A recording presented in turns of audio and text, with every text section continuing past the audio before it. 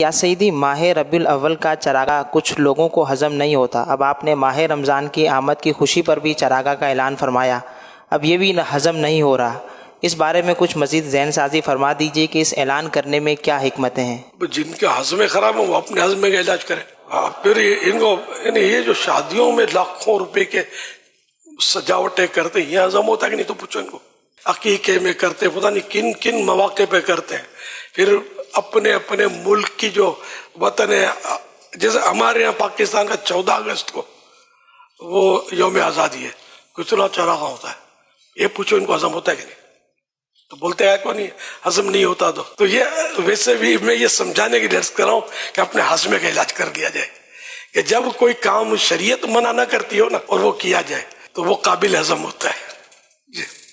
تو اب اگر کسی کو نہیں ہوتا تو اس کا اپنا ہاضمہ خراب ہے۔ تو بہرحال یہ کہ ویسے ہم نے ایجاد نہیں کی رمضان المبارک کی روشنی، رمضان المبارک کی یہ روشنی جو ہے نا، ویسے تو عرب دنیا میں تو پتہ نہیں برسوں سے ہو رہی ہے، ہم کو تو مطلب اب یہ نہیں کہ یہ سمجھو کہ ذوق پیدا ہوا کہ یار ہم بھی کریں رمضان المبارک میں روشنی، کہ یہ سب کو شاید یہ کہ سب کی سمجھ میں آ جائے گا۔ یہ ذہن میں آیا تھا کہ آئے گا نہیں آئے گا، تو کیا کریں، بہت ساری چیزیں نہیں آتی ہیں ایک دوسرے کی سمجھ میں۔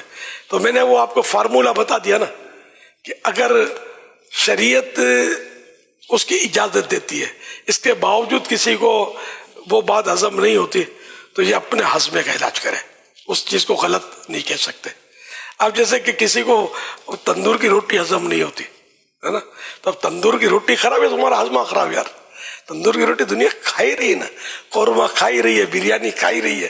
اچھا کسی کو مٹھائی ہضم نہیں ہوتی، شوگر کا مریض ہے، تو مٹھائی خراب یا آپ کا بدن خراب، تو جو خراب ہو وہ اپنا علاج کرے۔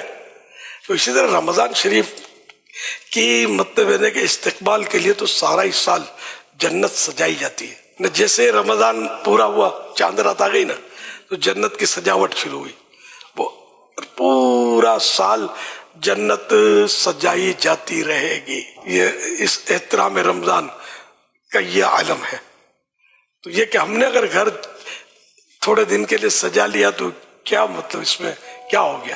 حضور یہ ازہر اور مصر وغیرہ کے جو دارالفتہ وغیرہ ہیں وہاں سے بھی اور مختلف جگہ سے اگر ہم دیکھیں نا، 358 ہجری میں فانوس کے تعلق سے کوئی تحقیق کے بعد سامنے آئے کہ ماہ رمضان کے لیے مصری جو مسلمان ہوتے تھے یہ باقاعدہ ماہ رمضان کی آمد کی خوشی میں فانوس کو استعمال کرتے تھے، جیسے قندیلیں، اور ہم جیسے جمر وغیرہ کو ہم لیتے ہیں۔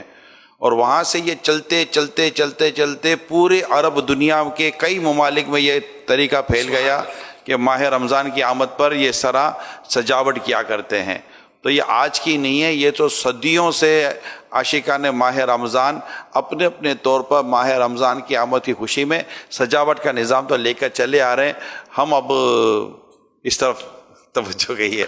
تراویح میں جو فاروق اعظم نے جو رونق کی تو اس پر مولا علی گزرے تھے، اور مولا علی شیر خدا نے دعا فرمائی تھی اللہ تعالیٰ عمر کی قبر روشن کرے گا، انہوں نے ہماری مسجد روشن کی۔ کیا حرج ہے اس میں یار، کیا تکلیف ہے؟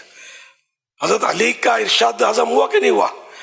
کہ بعضوں کا ہضمہ اتنا خراب ہوتا ہوگا کہ یہ بھی ہضم نہیں ہوتا ہوگا، کرے تو کیا کرے، جائیں تو جائیں کہاں، کہاں؟ مدینے۔